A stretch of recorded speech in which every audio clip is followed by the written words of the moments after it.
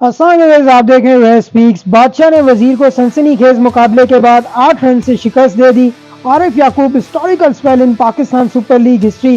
बाबर आजम की शानदार सेंचुरी। आज करेंगे इसी सब पर बात।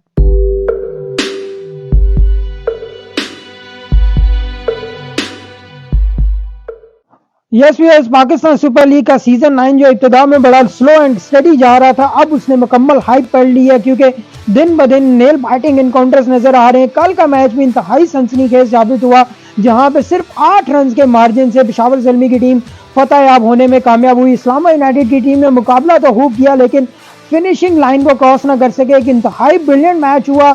कभी मोमेंटम एक तरफ जा रहा था, कभी दूसरी तरफ जा रहा था, बैक टू बैक चेंजेस आ रही थी, लेकिन पेशावर ज़ल्मी की टीम ने बैक टू बैक 2 मैचेस जीत लिए।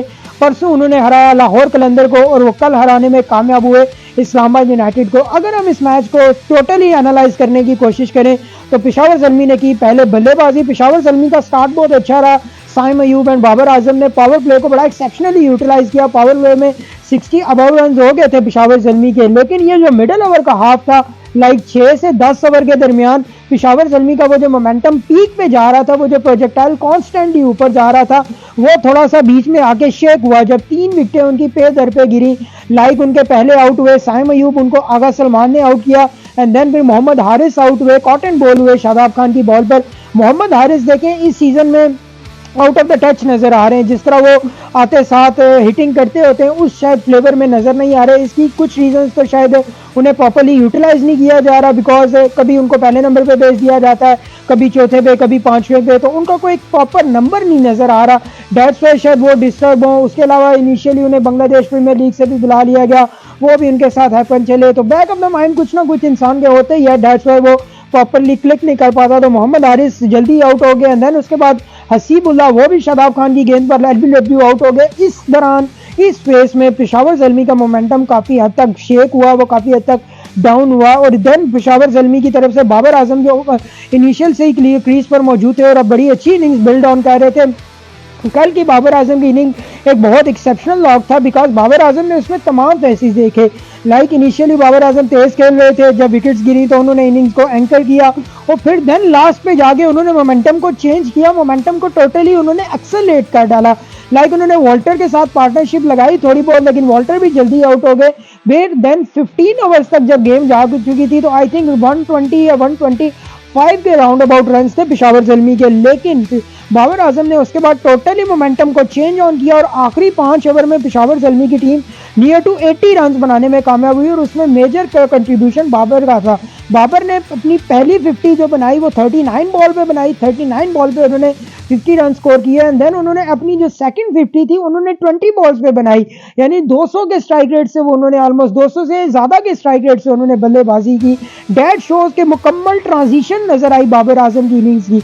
अगर आप उनका पहला फेज देखें, 39 बॉल पे उन्होंने 50 बनाई, एक थोड़ा स्लो एंड स्टडी फेज नजर आ रहा है, लेकिन second half of the inning उन्होंने टोटली एक्सेलेट किया, और जिस फिनिश की पेशावर ज़ल्मी को जरूरत थी इस गेम में, उन्होंने वो फिनिश पेशावर ज़ल्मी को प्रोवाइड किया। इस्लामाबाद यूनाइटेड की बॉलिंग लाइन उनके सामने बिल्कुल फ्लॉप नजर आ रही थी। इवन जैसा नसीम शाह और हुनैन को उन्होंने मार धाड़ की, it's really amazing stroke play नजर आ रहा था।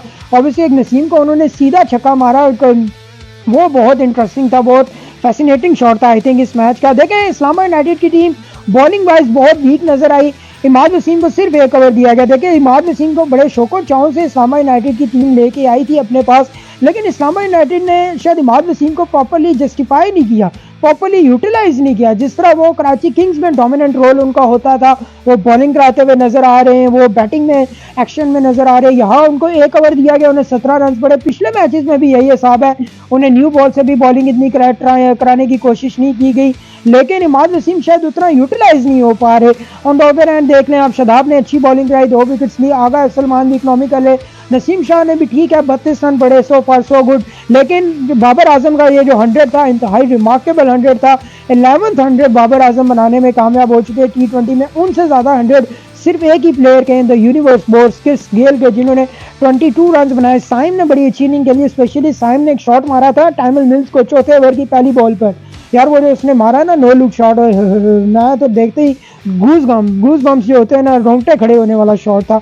बट जब इस्लामाबाद यूनाइटेड की बल्लेबाजी आई तो इस्लामाबाद यूनाइटेड का टॉप ऑर्डर कुछ फ्लक्चुएट नजर आया, 50 पे उनकी 2 विकेट्स गिर चुकी थी, लेकिन Colin Munro and Azam Khan दोनों ने एक्सेप्शनल बल्लेबाजी की और दोनों इसी चीज़ के लिए मशहूर है, छक्के चौकों के लिए। आजम खान ने तो मैं कहता हूँ तशद्दुद किया है ना, जिस तरह उसने बल्लेबाजी की है, इट्स रियली तशद्दुद। इसके लिए तशद्दुद का लफ्ज़ ही बेहतर रहेगा, बिकॉज 30 बॉल्स में उन्होंने 75 रन स्कोर किए, 6 छक्के 6 चौके। इसी चीज़ के लिए आजम खान मशहूर हैं और आजम खान जैसा प्लेयर पाकिस्तान टीम में होना चाहिए, लेकिन जब उन्हें चांसेस मिलते हैं वो जस्टिफाई नहीं कर पाते। लीग क्रिकेट में शायद उनकी यूटिलाइजेशन बहुत ज़्यादा, उन्हें मौके बहुत मिलते हैं तो क्लिक ऑन करते हैं आजम खान। लेकिन इस सिनेरियो में अगर मैं आजम खान को ड्रॉ करूँ तो आजम खान और कॉलिन मनरो ने दोनों ने इस्लामाबाद यूनाइटेड को हरवाने में सबसे कलीदी किरदार अदा किया। हम कहें जी इस्लामाबाद यूनाइटेड की बॉलिंग में 200 रन करा दिए, ठीक है, बॉलिंग को कुट पड़ी है, लेकिन आपके दो प्लेयर्स जो बाकायदा इनिंग्स बिल्ड करते हुए जा रहे हैं, एक प्लेयर ऑलमोस्ट 70 रन बना चुका है, दूसरा भी 70 प्लस पे खेल रहा है, और वो आखिर में आके इस तरह इतने नपे तुले शॉट मार के आउट हो रहे हैं, दैट्स रियली अनफेयर। ठीक है, दोनों अगर कल्प्रेट को ढूंढा जाएगा इस्लामाबाद यूनाइटेड की शिकस्त का तो वो आजम खान होंगे और कॉलिन मनरो होंगे। जैसा आजम खान ने शॉट मारा उस ओवर की लास्ट बॉल पे, it's totally unjustifiable, because last 3 overs में इस्लामाबाद यूनाइटेड को चाहिए थे 29 रन, तो 18 ओवर में इस्लामाबाद यूनाइटेड को बनाने में कामयाब हुआ 8 रन और उनकी 1 विकेट गिरी। और इस ओवर की लास्ट बॉल पे जो विकेट गिरी थी वो गिरी थी आजम खान की।